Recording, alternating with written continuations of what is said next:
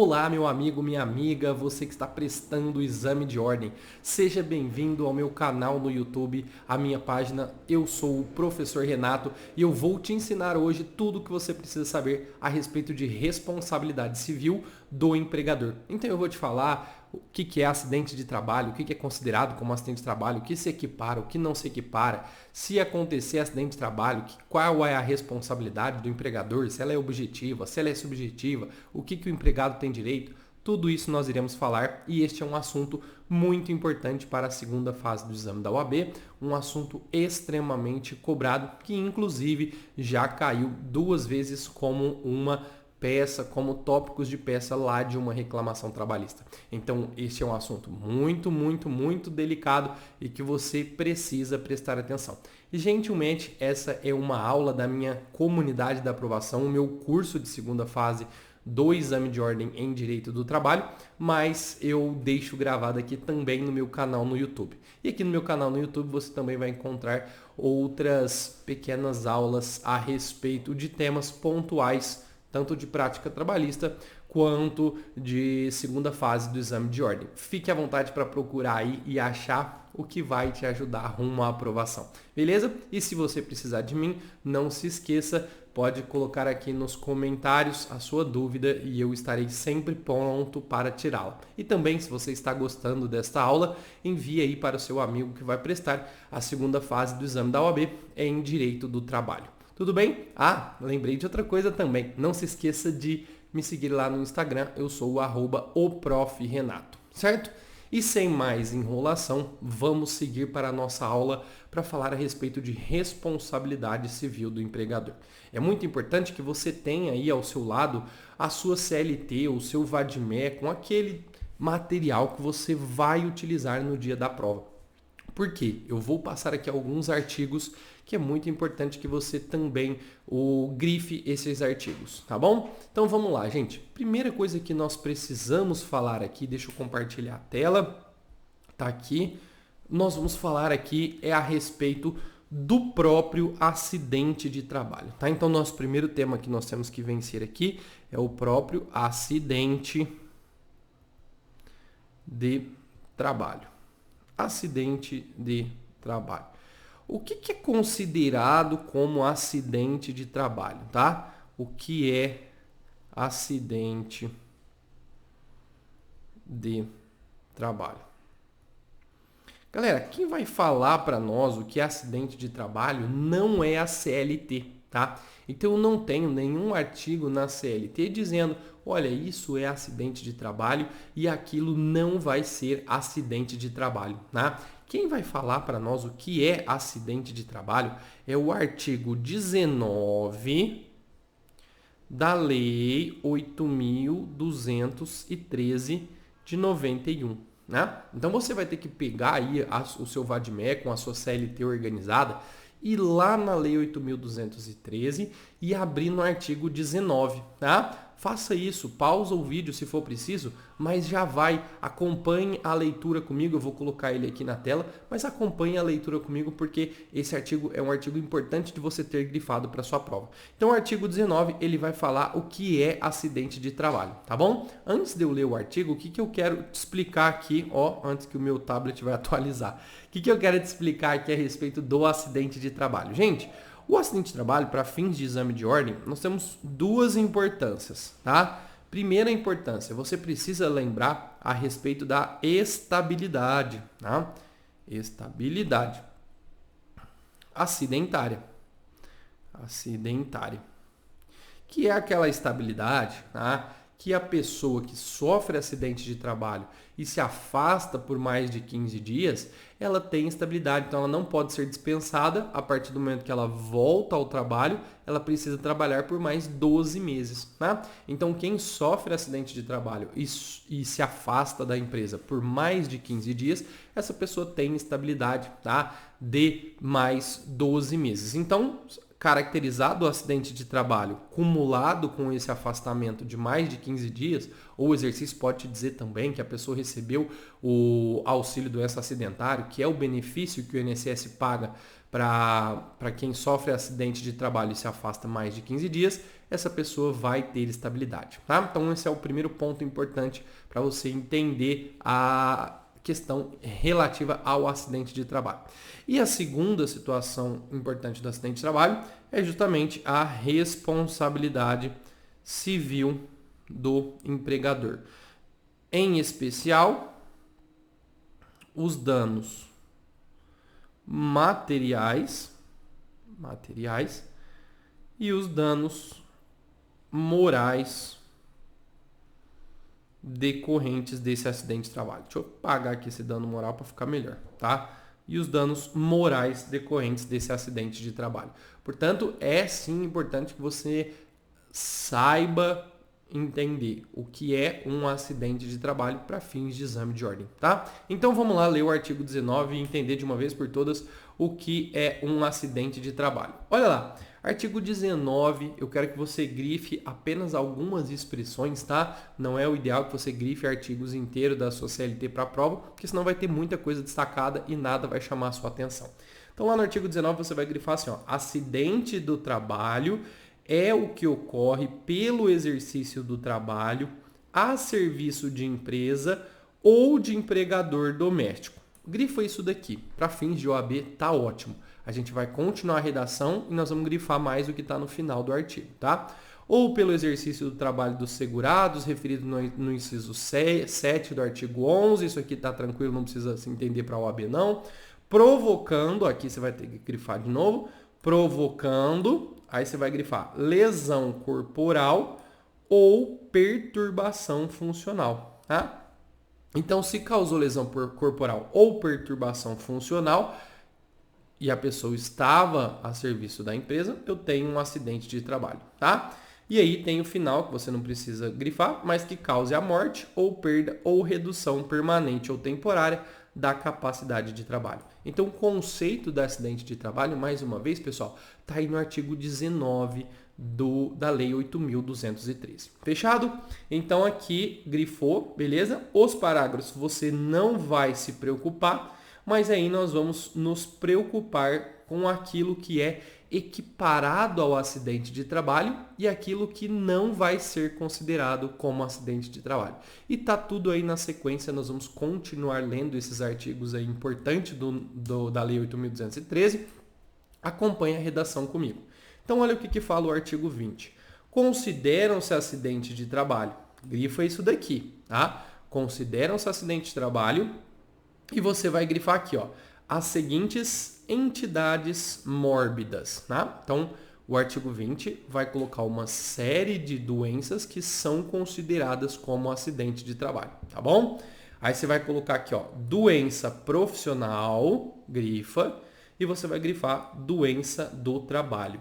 Então, a doença profissional e a doença do trabalho, elas também são consideradas como acidente de trabalho, tá bom? Aqui, pessoal, não acho interessante você grifar que a FGV não entrou nesses termos tão técnicos, tá? Mas você precisa saber o que é a doença profissional. O próprio inciso 1 vai mencionar, que é aquela, olha lá, produzida ou desencadeada pelo exercício do trabalho peculiar a determinada atividade e constante da respectiva relação do Ministério do Trabalho e Previdência Social. E o que é a doença do trabalho? É aquela adquirida ou desencadeada em função de condições especiais em trabalho realizado e com ele se relacione diretamente, tá? Então aqui no artigo 20, no inciso 1 e inciso 2, eu tenho a Lei 8.213 conceituando o que é a doença profissional e a doença do trabalho, tá bom? Beleza, vamos continuar lendo o artigo que ele é importante. Aí o parágrafo 1º, neste caso em especial, você vai ter que grifar o que diz o parágrafo 1º inteiro. Não são consideradas como doença de trabalho, tá? Então não são consideradas como doença de trabalho. Isso aqui já foi cobrado dentro do exame da OAB, principalmente lá em recurso ordinário, em contestação, em que eu tenho que defender o empregador. Porque, gente, às vezes o empregado ele entra com uma ação dizendo que ele teve lá uma doença do trabalho, ou uma doença ocupacional, ou um acidente de trabalho e que o empregador tem a responsabilidade. Uma das formas de você se defender é você dizendo, por exemplo, que aquela doença que o empregado alega ser do trabalho, ela não é do trabalho e o seu fundamento está aí no parágrafo 1º do artigo 20 da Lei 8.213. Então, vamos grifar o parágrafo 1º e ler quais doenças, tá, não são consideradas como doença do trabalho. Primeira, a doença degenerativa, tá? Gente, o que é doença degenerativa? Muito rapidamente, é aquela doença, tá, que ela já existe com a pessoa e com o passar do tempo ela vai piorando, tá? A gente tem um exemplo muito grande que são doenças da coluna, né? Com o tempo, com o passar dos anos, pessoal, a nossa coluna, os nossos ossos, eu não sou médico, tá? E não há necessidade de você saber tão tecnicamente essas partes de medicina para fins de exame de ordem, nem para você ser advogado, tá? A nossa coluna ela vai se degenerando, então ela vai se desgastando. E esse desgaste é normal, tá? E por esse desgaste ser normal, esse desgaste não é, nesse caso, uma doença ocupacional. Isso não vai se equiparar ao acidente de trabalho. Então, a doença degenerativa, se você ler esse exercício lá no dia da sua prova, você tem que lembrar que ela não é uma doença ocupacional e, logicamente, por não ser uma doença ocupacional, não temos o acidente de trabalho, tá? Depois, nós temos a doença inerente a grupo etário. Então, por exemplo, pessoal mais velho, normalmente costumam ter algumas doenças que estão ligadas a essa faixa de idade, tá? Esse tipo de doença não vai ser considerado como doença ocupacional de jeito nenhum. Então, aqui não produz incapacidade laborativa, tá? Então, ainda que exista aí um problema decorrente do trabalho, mas ele não causa nenhum tipo de incapacidade, tá? Por exemplo, o exercício mencionou que o empregado teve uma pressão alta por conta do trabalho, mas que isso não causou incapacidade. Pronto, isso não pode ser considerado como doença do trabalho, tá bom? E as doenças endêmicas, olha lá, ó, as doenças endêmicas adquiridas por segurado habitante em região em que ele desenvolva, salvo de que é resultante a exposição ou contato indeterminado pela natureza do trabalho. Eu não quero aqui que você pense na Covid, tá? A Covid é uma exceção à exceção e ela não vai cair na sua prova se a Covid é uma doença do trabalho ou não, tá? Mas se cair, você tem que trazer o seguinte raciocínio. Se o exercício demonstrar que efetivamente o empregado ele foi acometido da Covid por conta do seu trabalho, então por o empregador não cumprir ali com as regras de saúde e segurança do trabalho, aí tudo bem, você pode pôr que a Covid, nesse caso, por o empregador não cumprir, ela vai ser considerada como uma doença ocupacional. Mas via de regra, tá? Não vejo aí a Covid caindo na segunda fase do exame da OAB em direito do trabalho. Essas doenças endêmicas, pessoal, aqui nós falamos, por exemplo, a malária, dependendo da região, é uma doença endêmica. Tá? Esse tipo de doença, então, também não vai ser considerado como doença do trabalho, tá? Com relação ao parágrafo 2º, não há necessidade de você grifar. Então, recapitulando, né? Nós temos aí o artigo 19, né, que você grifou. Dentro do artigo 20, você grifou a doença ocupacional e a doença do trabalho. E no parágrafo 1º, você grifou que não é doença do trabalho e você grifou as 4 alíneas, tá? E doença endêmica, pessoal, pode grifar só doença endêmica. Não precisa grifar a linha D inteira, não. Tudo bem? Fechado? E aí, vamos para finalizar aqui essa parte do estudo da Lei 8.213, dizer a respeito do artigo 21. E você vai grifar o que está grifado aí na tela, equiparam-se ao acidente de trabalho, tá? Então, o artigo 21, pessoal, vai trazer uma série de situações que, se acontecerem, elas são equiparadas ao acidente de trabalho. Então, vamos lá. Inciso 1, o acidente ligado ao trabalho, que, embora não tenha sido causa única, haja contribuído diretamente para a morte do segurado. Então, você vai grifar aqui, ó, o acidente de trabalho, beleza? Você vai grifar não tenha sido causa única e você vai grifar contribuído, morte do segurado, redução ou perda da sua capacidade e vai grifar produzindo lesão que exija atenção médica ou sua recuperação.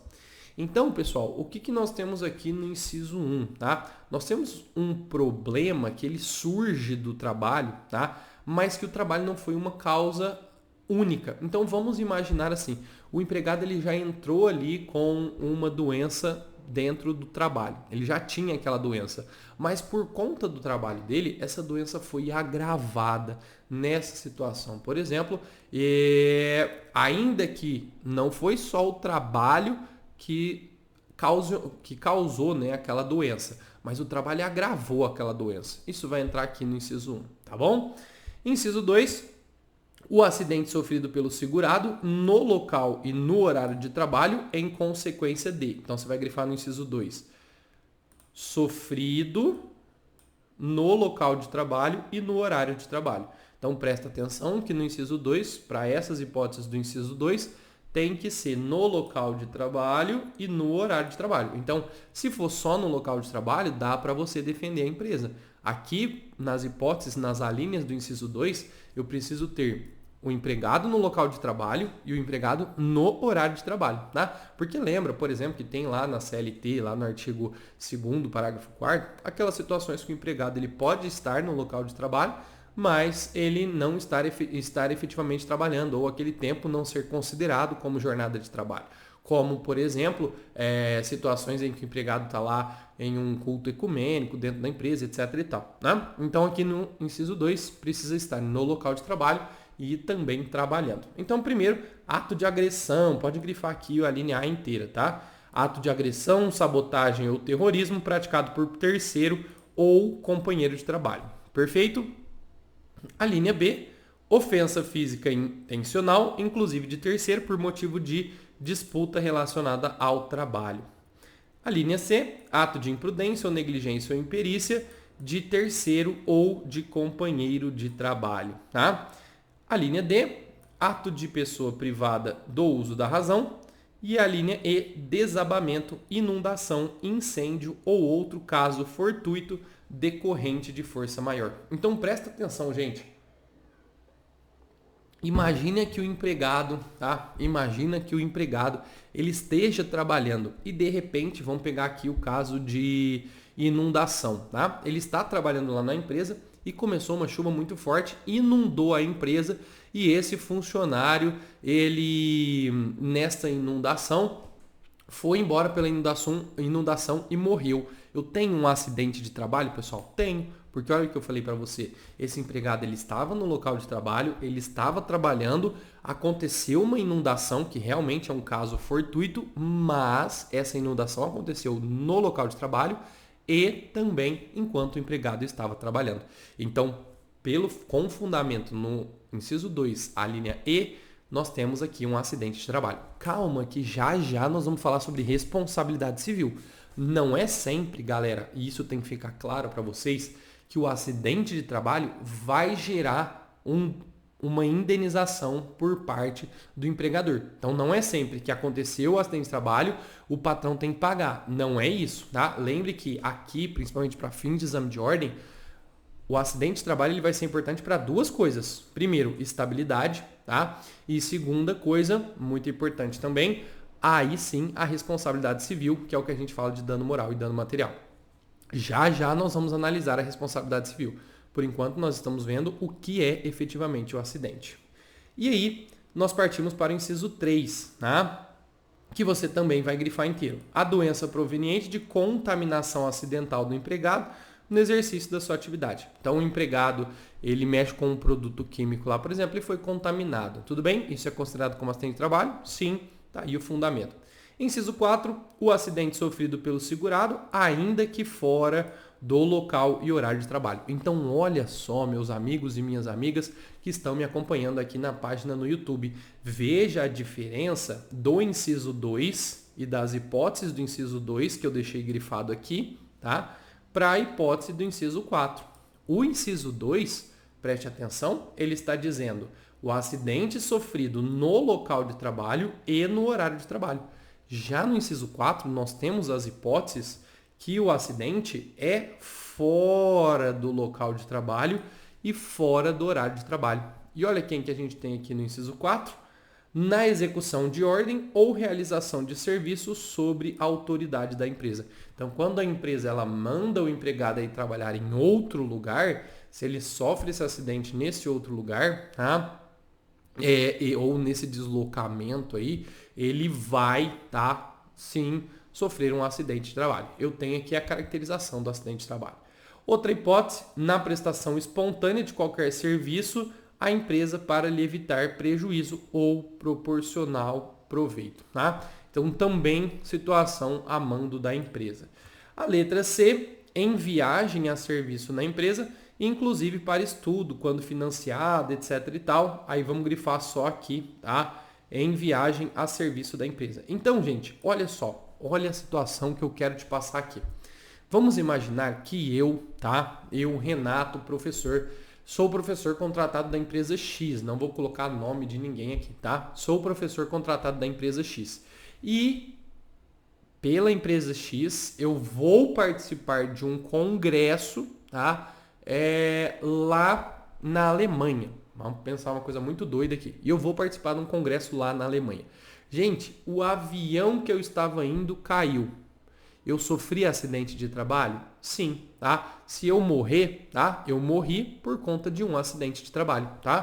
Tá aqui, ó. Sempre que eu estiver em viagem a serviço da empresa e acontecer de eu morrer, de eu perder a incapacidade, ó, tudo que estava lá no 19, tiver perturbação funcional ou lesão corporal decorrente desse acidente, eu tenho um acidente de trabalho, tá? Então, olha que interessante, a linha C, em viagem a serviço da empresa.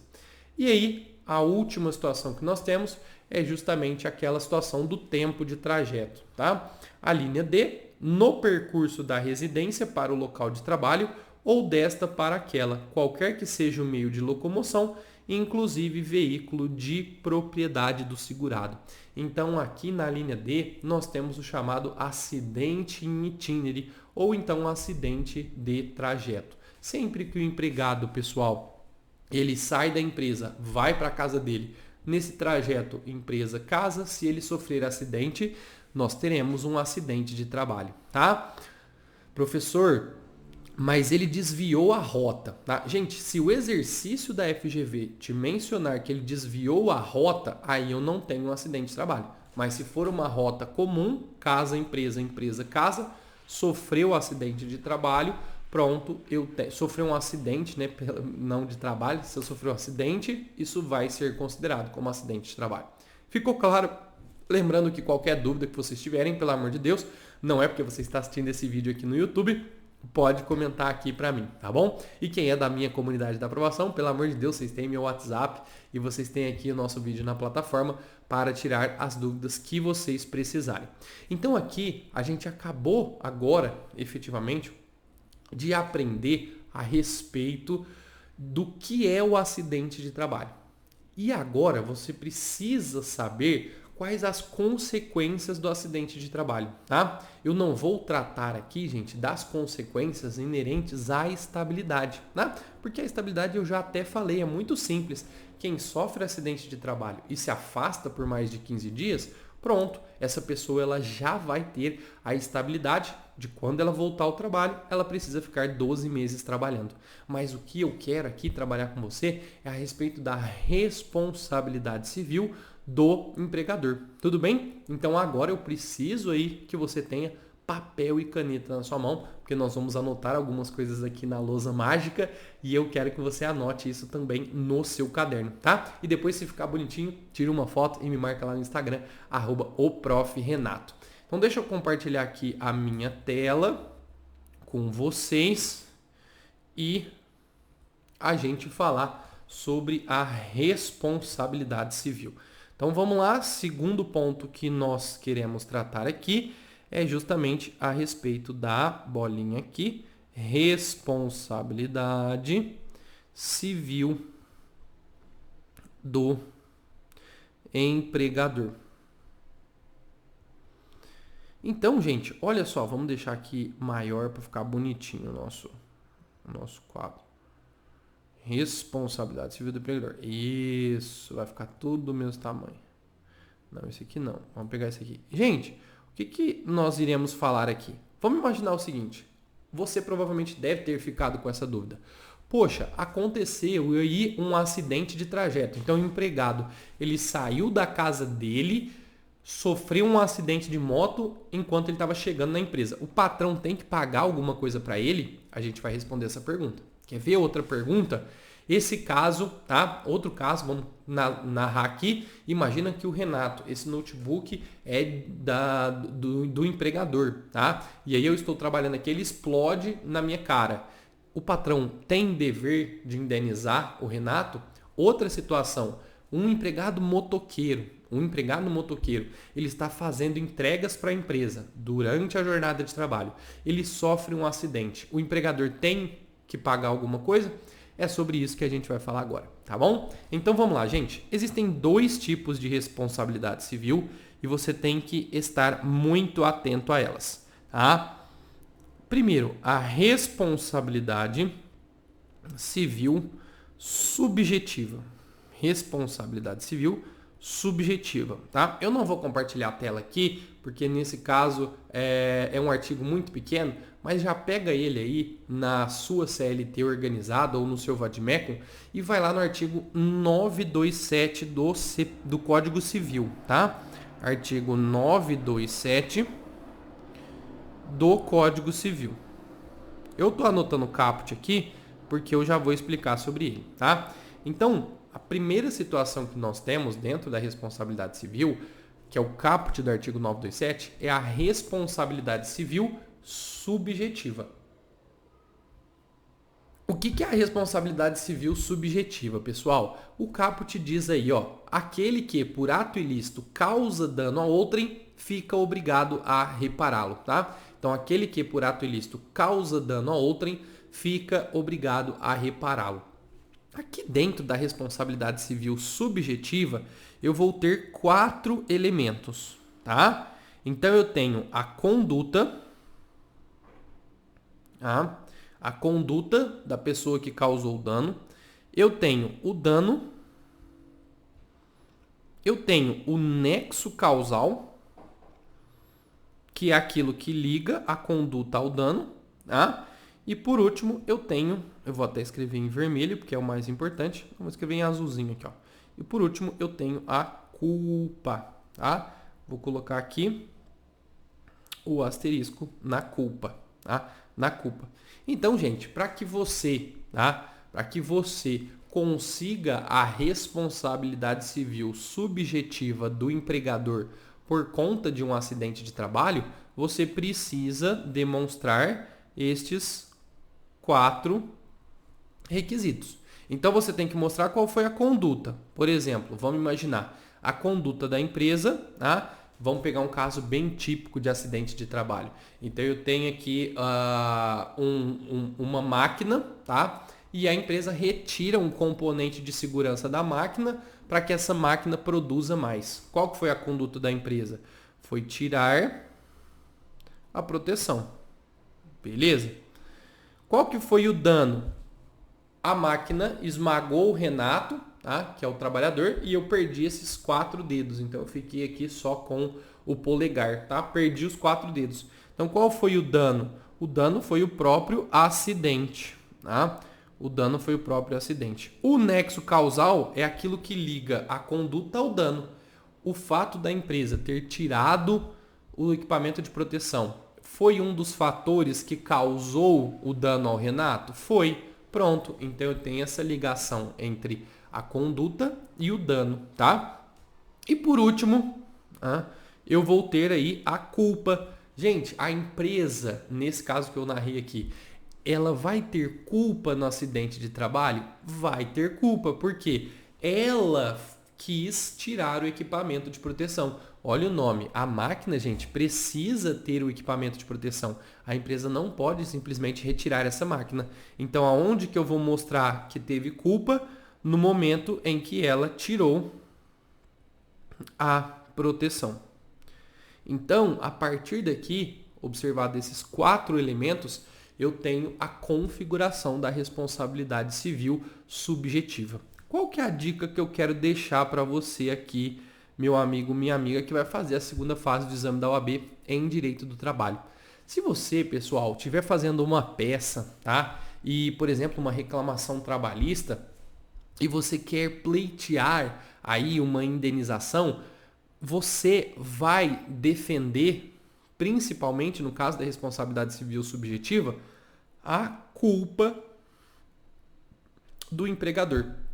Então, em algum momento da sua peça processual, você precisa explicar por que o empregador, nos termos do artigo 927, caput do civil, tem culpa naquele acidente que vitimou o empregado. Tá?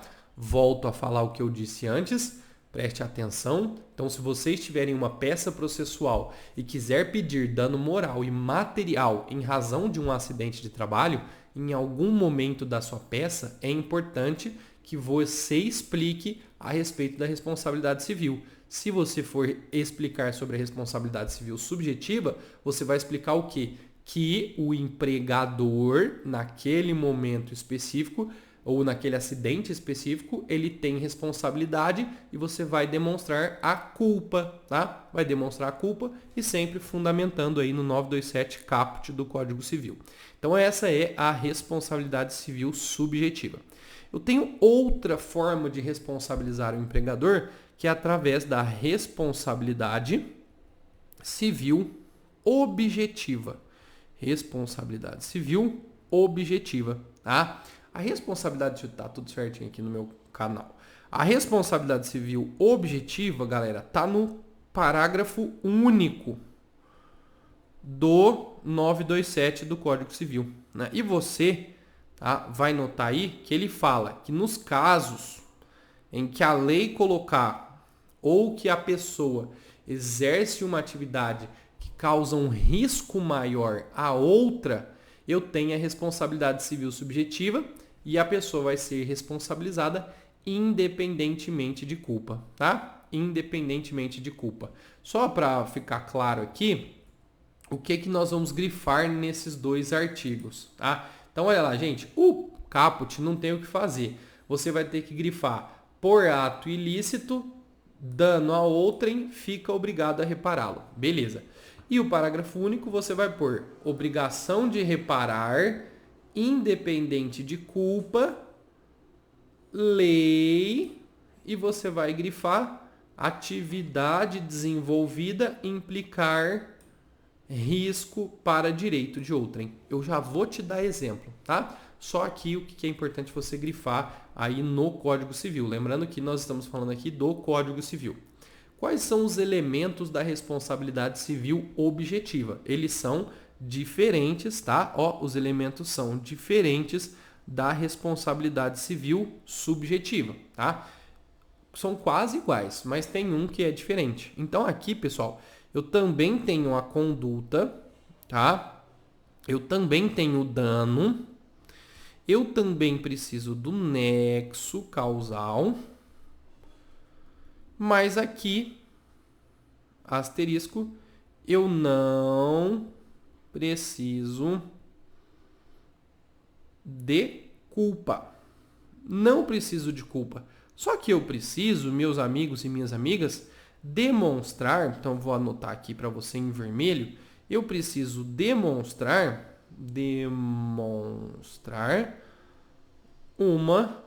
uma atividade de risco. Eu preciso demonstrar uma atividade de risco, tá? Eu preciso demonstrar uma atividade de risco. Então, se eu quiser, pessoal, em uma peça processual, defender a aplicação ou conseguir dano moral, dano material do empregador sob a ótica da responsabilidade civil objetiva, o que eu tenho que falar de importante na peça? Vou fundamentar no 927, parágrafo único, tá? E eu vou falar principalmente disso daqui, que o empregado, galera, ele exerce uma atividade de risco, tá? Já vou te falar, gente, e você já sabe isso, tá? professor, o que é atividade de risco? Calma, eu já vou te falar. Gente, pensa só. Pensa que tipo de funcionário que ele está exposto a um risco maior de morte, tá? Vamos colocar esse exemplo. Pense em um funcionário que está exposto em um risco maior de morte. Normalmente, o funcionário exposto a um risco maior de morte, o que ele recebe, pessoal? Ele recebe o adicional de periculosidade. Lembra lá que o artigo 193 da CLT, ele coloca quais são os agentes periculosos para fins do empregado receber periculosidade. Então, gente, o empregado que recebe periculosidade, ele é um empregado que está exposto a um risco maior. Então, por exemplo, gente, todo mundo, todos os patrões que têm um empregado que dirige moto, se esse empregado sofrer um acidente de moto, pessoal, em trabalho, o empregador vai ter responsabilidade sobre esse acidente, olha lá o que você anotou aí, independente dele ter culpa no acidente. Tá? Uai, professor, tá ficando confuso isso. Calma, eu te falo certinho.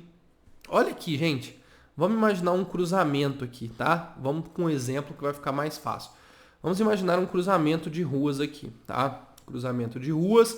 Aqui tem, vamos desenhar o pare para eu não errar nada, tá? Aqui tem um pare. E a moto, ela está se deslocando neste sentido. Então tem uma motinha aqui, ó. A motinha aqui da pessoa, tá? A moto está se deslocando neste sentido. E o cara tá com a caixinha nas costas lá, dirigindo. Tá lá com a motinha, com a caixinha nas costas, dirigindo, tá?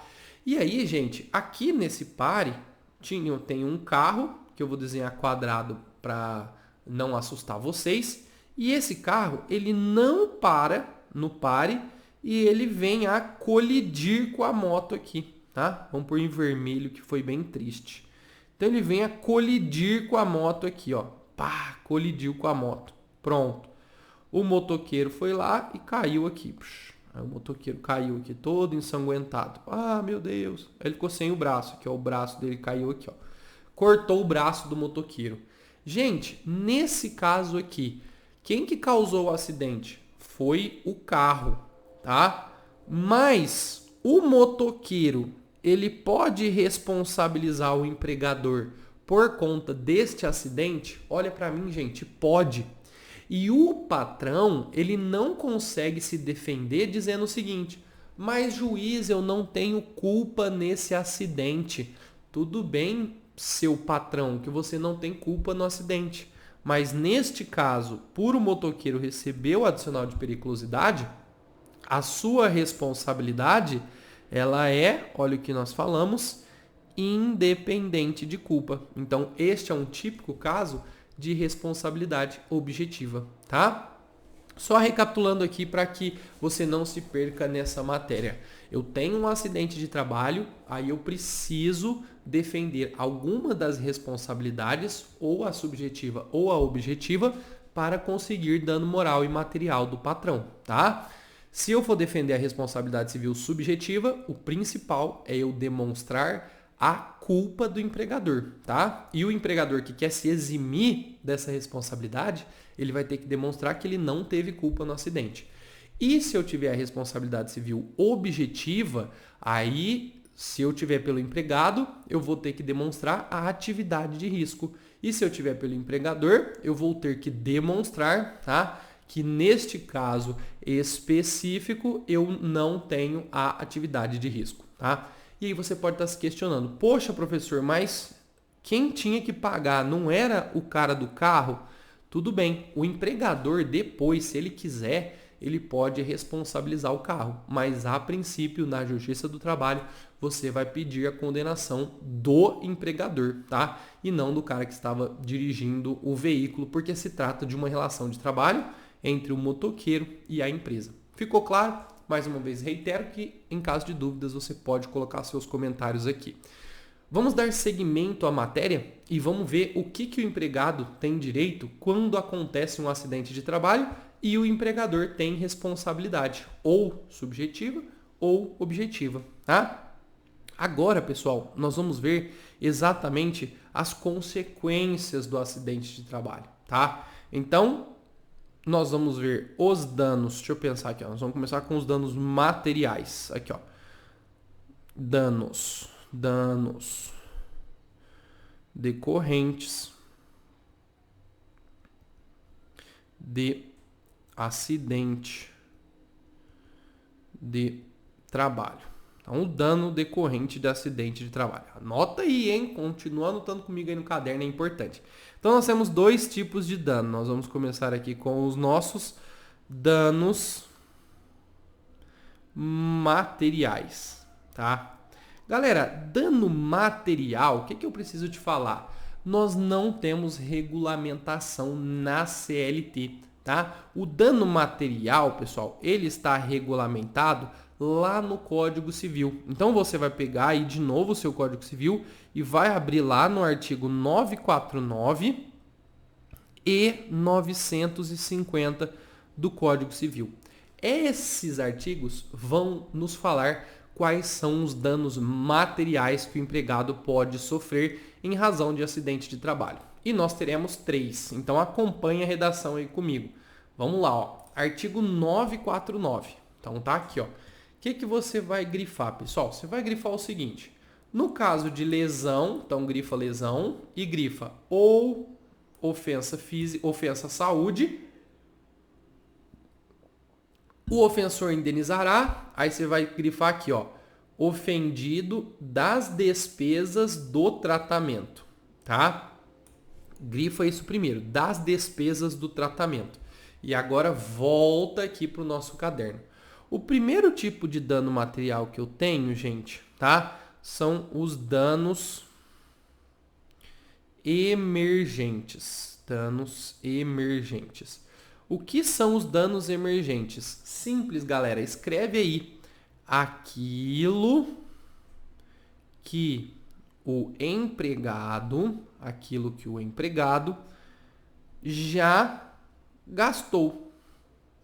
Então, gente, o exercício vai falar com você, por exemplo, já caiu no exame de ordem, tá? Que o empregado gastou com vacina, que o empregado gastou com um tratamento psiquiátrico, que o empregado gastou R$50 com remédio. Isso são danos emergentes, tá?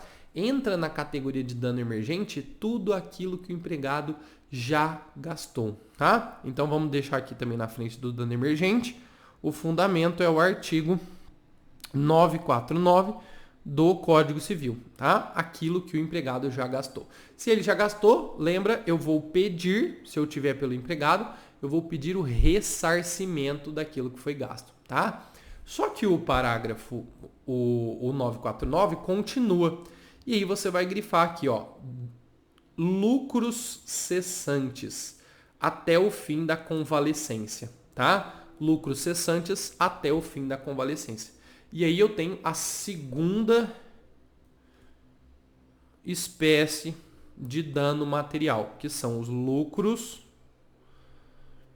cessantes.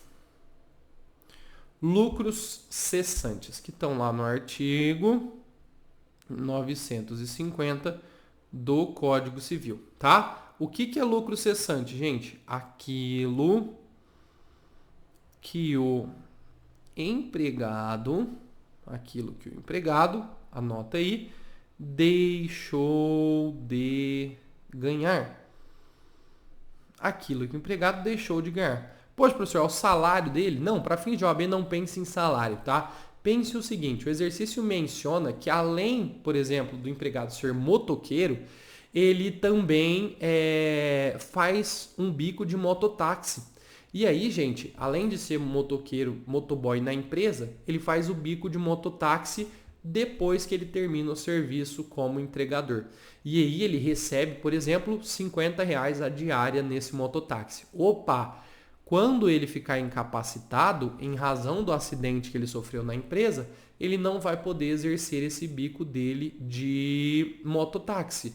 Então ele pode pedir esses valores para o empregador, tá?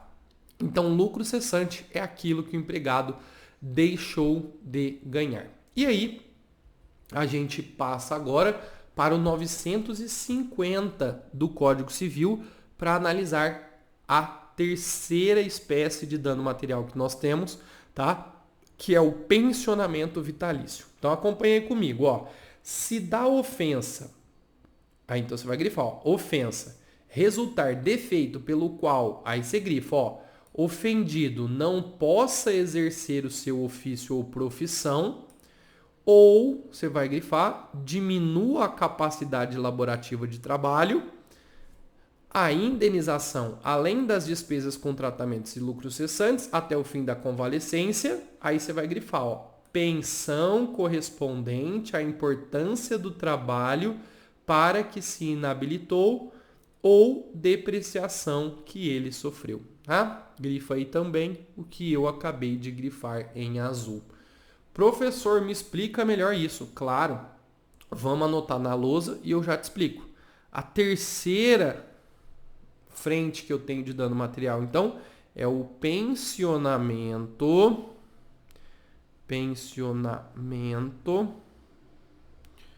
vitalício, que é o artigo, aqui eu errei, tá, gente? O lucro cessante é o 949, perdão. Aqui, ó, 949, tá? 949, que é o 950 do Código Civil, beleza? Gente, o que é o pensionamento vitalício?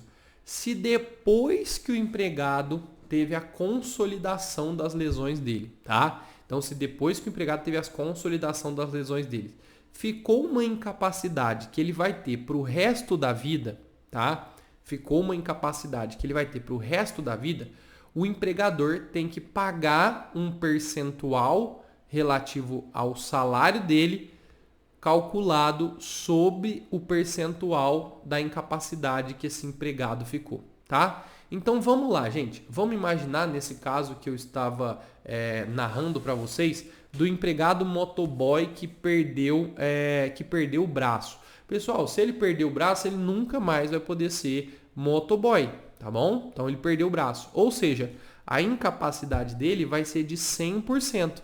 Então quer dizer que o empregador vai ter que pagar uma pensão para ele até o final da vida dele de 100% do salário que ele recebia, tá? Então veja como é perigoso um acidente de trabalho que tenha aí qualquer tipo de incapacidade que fique permanentemente para o empregado. Muito importante, tá? Anota aí o que eu vou te falar agora. Ó, quem vai te falar se ficou ou não incapacidade depois da consolidação das lesões é o exercício, tá? Então, observação, o exercício irá falar se ficou, se ficou incapacidade ou não. Então ele vai falar, depois de retorno ao trabalho, o INSS constatou que o empregado ficou com uma incapacidade de 10%, uma incapacidade de 20% de trabalho, uma incapacidade de 50% de trabalho. O que você vai pedir? Pensionamento vitalício no percentual da incapacidade, tá? O exercício vai falar se ficou incapacidade para o trabalho.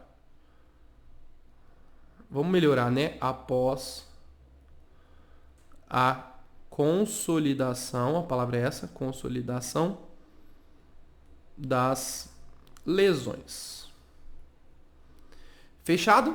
Então, gente, olha só que interessante. No dano material, existe a possibilidade de você ter que pedir essas três coisas aqui, tá?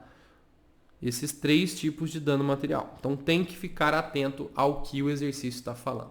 Beleza? Agora, gente, paralelo ao dano material, eu tenho o dano moral. Tá? Dano moral. O dano moral, eu encontro ele na nossa CLT. Tá? Então, o dano moral, eu encontro ele na CLT. Então, dano moral, eu encontro na CLT. Por quê? Nós temos lá dentro da CLT, no artigo 223A e seguintes, tá? Eu gosto muito, gente, do 223B e do 223C, tá? Da CLT. da CLT. Esses artigos, é que eu acho que eu não entrei na CLT aqui, deixa eu voltar aqui a minha cara, tá? Para eu entrar na CLT aqui. Vamos entrar na CLT. Esses artigos, pessoal, o 223B e o 223C, eles são bem específicos com relação ao dano moral. Lembrando que, né, depois da reforma trabalhista, a CLT ela tem uma parte específica destinada ao dano moral. Só que ela não, o pessoal, né, o legislador que alterou a reforma trabalhista, preferiu não utilizar a denominação dano moral. Tá? Lá na CLT você vai encontrar como dano extrapatrimonial. Mas é a mesma coisa, tá? Dano moral é a mesma coisa que dano extrapatrimonial. Então deixa eu pôr aqui na lousa para vocês. Tá? O dano moral nada mais é do que o dano extrapatrimonial. Deixa eu ver se deu certo. Deu certo. Tá lá. Olha o que diz o 223B, por exemplo. Olha lá, gente, ó. Causa dano de natureza extrapatrimonial, a ação ou omissão que ofenda a esfera moral ou existencial da pessoa física ou jurídica, os quais são titulares exclusivos do direito à reparação. O que você vai grifar aqui? Dano de natureza extrapatrimonial, ação ou omissão, esfera moral ou existencial. Pronto, acabou, tá? Então é isso aqui. Olha o 223C, que lindo também, gente. Honra, imagem, intimidade, liberdade, tudo isso daqui são bens juridicamente tutelados inerentes à pessoa física, tá? Então nós temos aí tanto o 223B quanto o 223C, ele pode servir de fundamento para o seu pedido de dano moral. E aqui é interessante, deixa eu voltar agora para a lousa, é interessante que você anote o seguinte, tá? Olha o que eu vou te falar aqui agora, ó, observação do dano moral. Todo acidente de trabalho gera dano moral. Então, meu amigo, minha amiga, em qualquer reclamação trabalhista, tá? E isso vale tanto para a sua vida como advogado, como advogada, quanto para fins de exame de ordem. O empregado sofreu acidente de trabalho, independente de ter ficado em incapacidade ou não. Sofreu acidente de trabalho, isso vai ser considerado como dano moral, tá bom? Então sempre, o exercício não tem que te falar que a pessoa chorou, que doeu, se não doeu. O exercício não precisa te falar isso. Sofreu acidente de trabalho, você precisa abrir tópico de dano moral, tá? Diferente, por exemplo, desses outros aqui, né, gente? Porque, ó, dano emergente, lucro cessante e pensionamento, eu tenho que analisar se efetivamente o exercício mostrou que eu tenho que pedir isso. Agora o dano moral não. Sofreu acidente de trabalho, tá? Pronto, eu já tenho o dano moral. E vamos pôr aqui o outro dano. E a terceira espécie de dano que eu tenho é o dano estético. Dano estético, tá? Que eu vou fundamentar no 223C, no momento em que ele fala que a imagem do empregado é bem tutelado, tá? A imagem do empregado é um bem tutelado dele, tá? O que é o dano estético, gente? Então nós vamos anotar aí, ó, tudo que causa dano à imagem do empregado.